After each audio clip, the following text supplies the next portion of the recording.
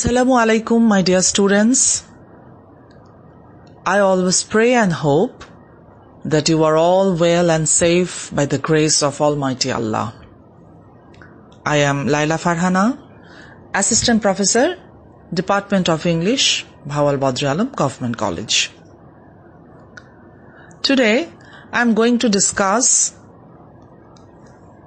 a poem by John Dryden for my Honours Third Year students.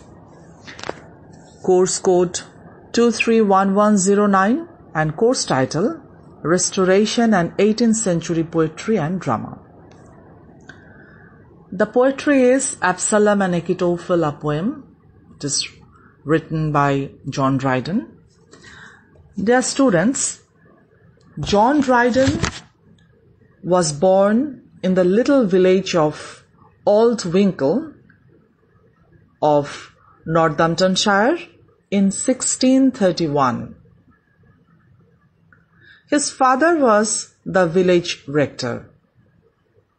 Both his parents had strong Puritan tendencies. In 1655, he went to Trinity College, Cambridge.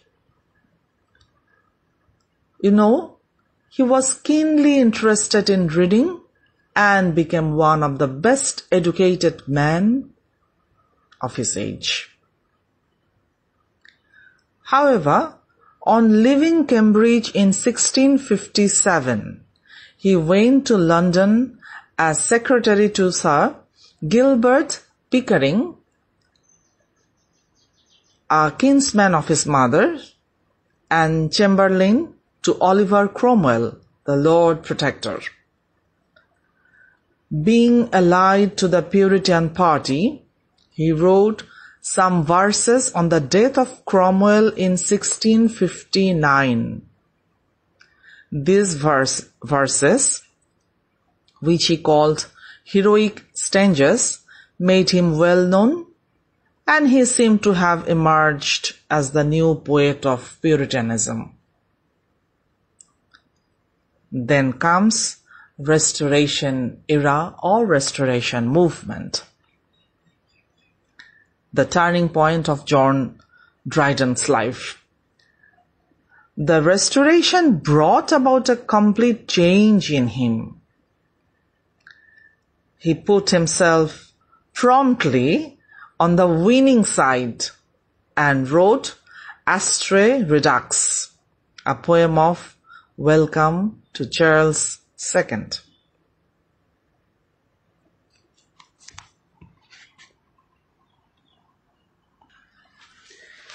Absalom and Achitophel is Dryden's best-known poem. It is the supreme example of a masterpiece, written to order a topical piece of Tory propaganda, written probably at the suggestion of Charles II himself, with the specific aim of discrediting the Earl of Shaftesbury and the Whigs.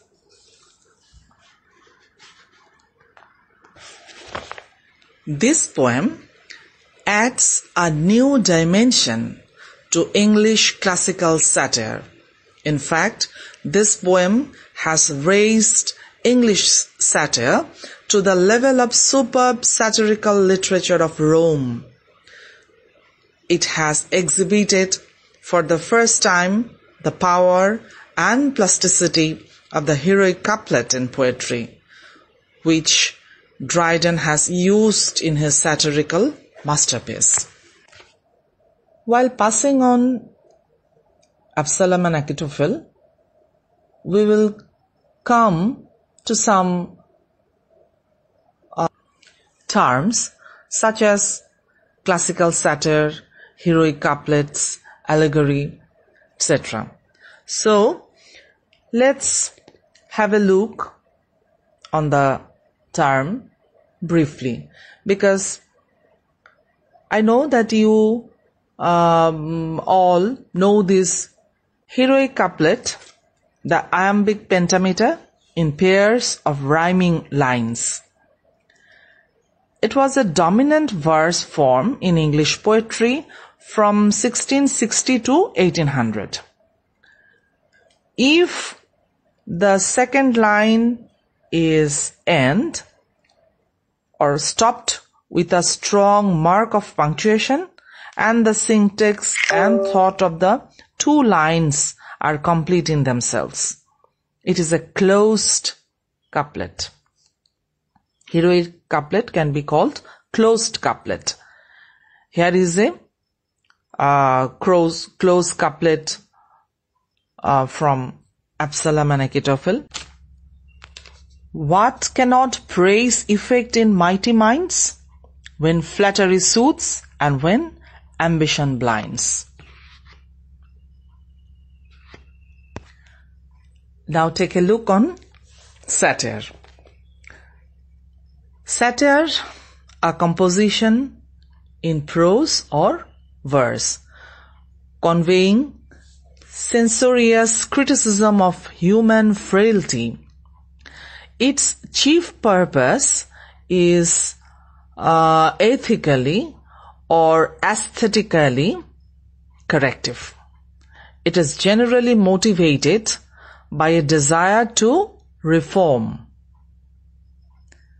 It is a powerful weapon in the hand of a writer. Dryden, Pope, Addison, Steele, and mostly Jonathan Swift were the great masters of satire. Dear students, a precise survey of the contemporary time of Dryden can strongly help us to understand the beauty, fragrance, and purpose of Absalom and Achitophel. Because Absalom and Achitophel is a mirror of the age.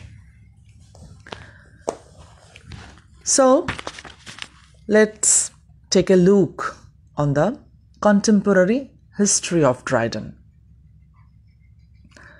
Absalom and Achitophel deals with a brief period during the reign of Charles II, who became King of England in 1660 and whose reign is generally known as the Restoration.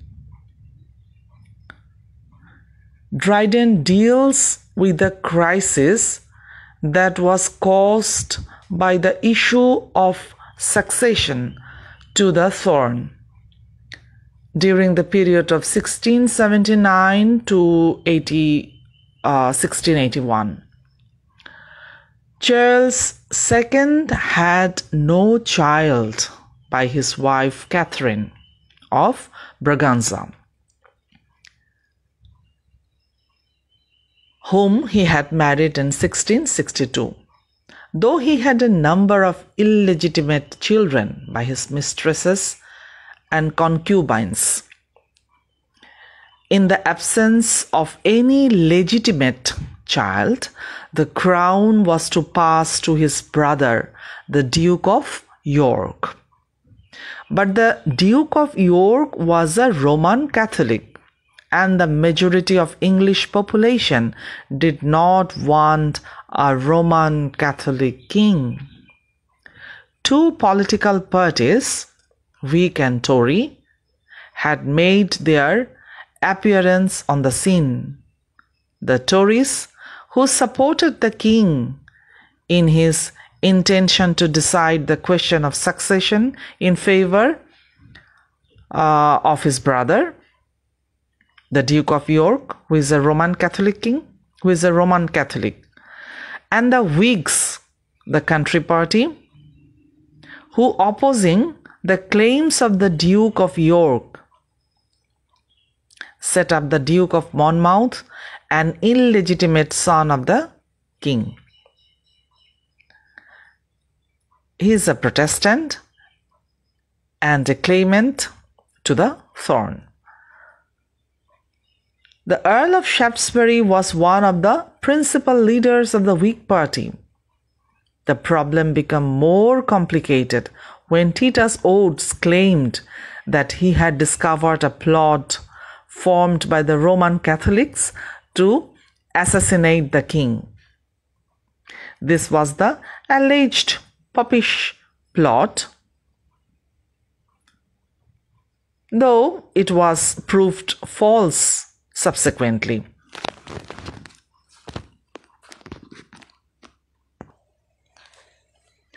Line number 376 to 476 describe the temptation scene in which the Earl of Shaftesbury is able to convince the Duke of Monmouth that there is a strong case for his claiming the throne.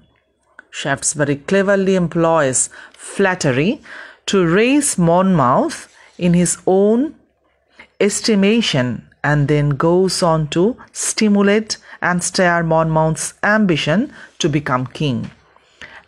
An ambition which had already vaguely formed itself in the Duke's mind.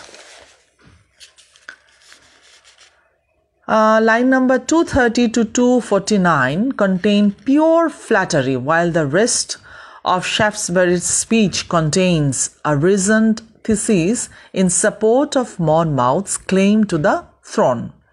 The effect of Shaftesbury's first speech on the Duke of Monmouth's mind is thus described by Dryden. We cannot praise effect in mighty minds, when flattery soothes and when ambition blinds. Line number 303 and 304, which I have already given in the example of heroic couplet. However, the Duke of Monmouth hesitates and wavers, but Shaftesbury, seeing that he has his victim in his grip, persuades him his reasoning and is able to convert Monmouth fully to his point of view. The Duke of Monmouth finds it difficult to resist Shaftesbury's suggestion. Prevail yourself of what occasion gives, but try your title while your father lives. Line number 461 and 462.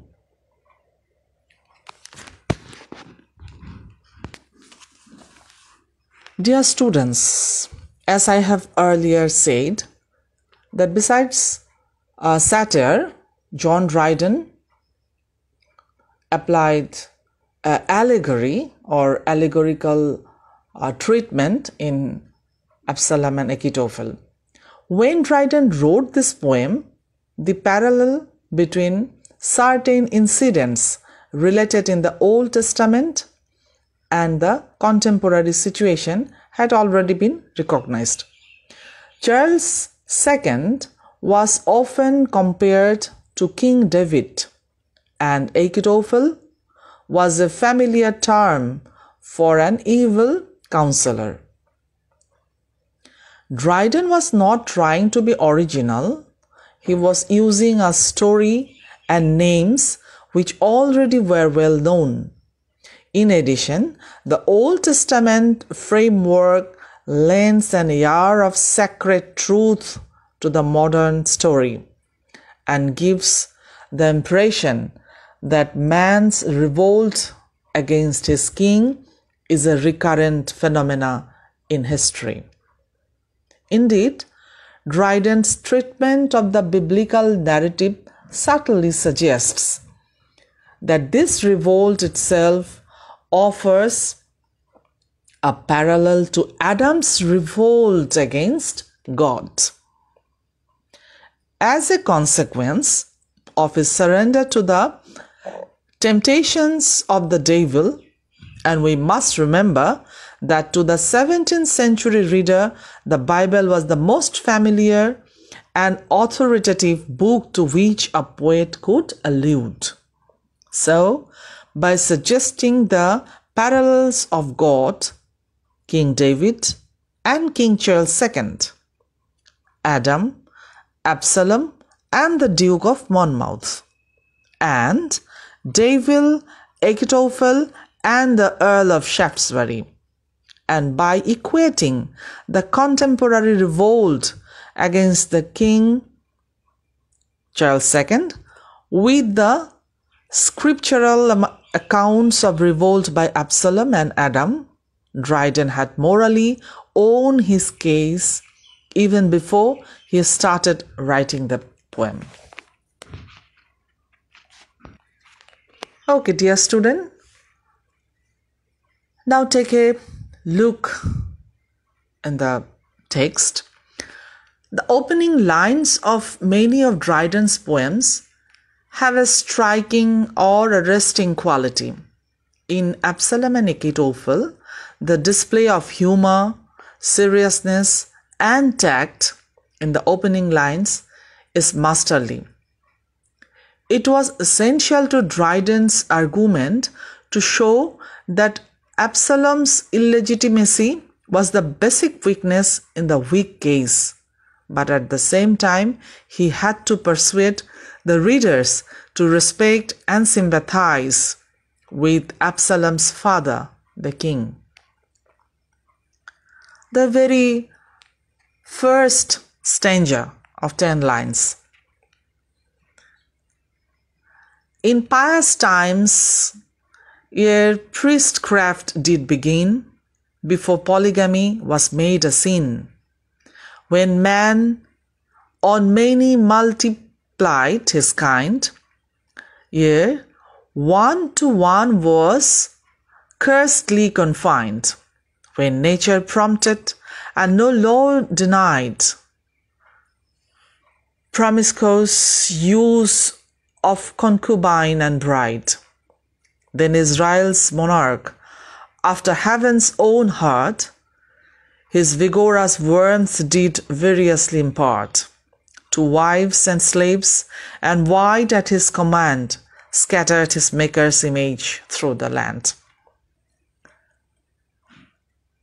Line 1 to line 10. This account of the royal promiscuity is a genial excess of vitality, is certainly amusing, but Dryden's enemies called him a cynical apologist for his royal patron. The whole of this passage is ironical, written in exactly the cynical manner Charles might himself have employed to condone his misdeeds. Dryden had to be tactful when writing about Charles, but he also had the courage to be critical, and the weapon he chooses, the weapon was what? The weapon was irony.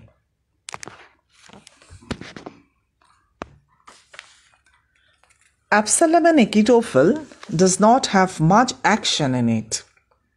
It has been compared to a masterpiece of painting with its canvas crowded with figures clearly divided into two opposing groups and painted in varying perspective.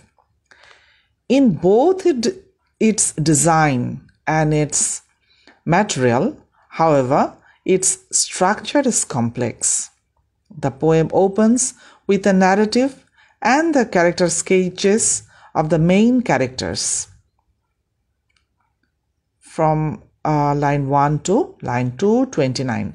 The grand dialogue of seduction follows from line 230 to 476, exemplifying in action the characters of Achitophel and his victim Absalom.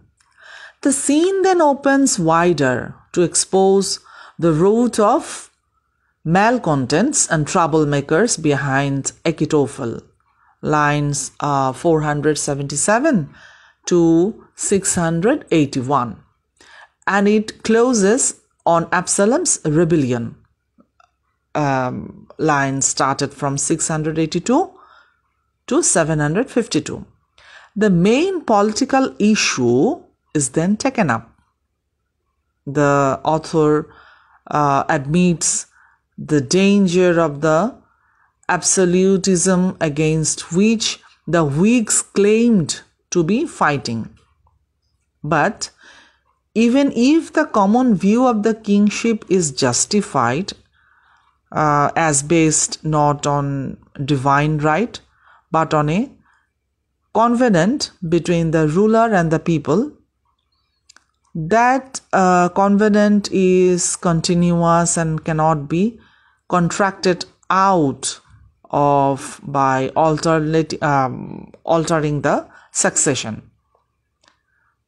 The author next passes to the cognate problems of limiting the royal prerogative and popular power, and concludes with arguments against resisting the ruler to the ultimate destruction of the common welfare. The political thesis of the poem has been stated as a calm and reasonable reply to the seductive arguments of Achitophel. It is strengthened by a Tory counterattack in terms of human quality. The Rogues Gallery of Whigs is balanced by a series of portraits of the king's friends.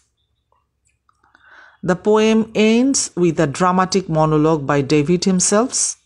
The main purpose of the poem was, of course, the vindication of Charles II. However, dear students, again I would like to say, Absalom and Achitophel, which is published in 1681, undertaken at the king's desire, was written during these months of the royal triumph, and it was published in November, probably with the intention of prejudicing Shaftesbury's trial at the end of the month. Shaftesbury was, however, acquitted, but Dryden's poem was an immediate popular success, running at least into 3 editions within 4 months. The application of the story of David, Absalom, and Achitophel to current politics was nothing new or original. The Puritans had used the name Achitophel for the advisors of Charles, and the Royalists had also adapted the biblical story to their needs. At the Restoration, many preachers and poets emphasized the similarities between the fortunes of David and those of Charles II, and the events of 1670s increased the potentialities of the story of Absalom as political allegory. Several Tory propagandists used it in 1680. For instance, they described the Whigs as they that set on Absalom to steal away the hearts of the people from the king. And they warned all young people to beware of such counselors as the old Achitophel. Dryden's work was the imaginative elaboration of these comparisons on a grand scale.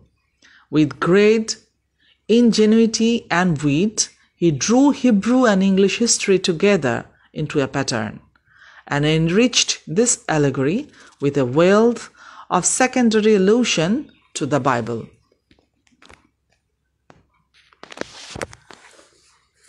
Okay, dear student, today I am discussing the story behind writing Absalom and Achitophel. I believe and hope that this might help you to understand and to enjoy the classic satire Absalom and Achitophel by John Dryden. This is all for today, and thank you all. Allah Hafiz.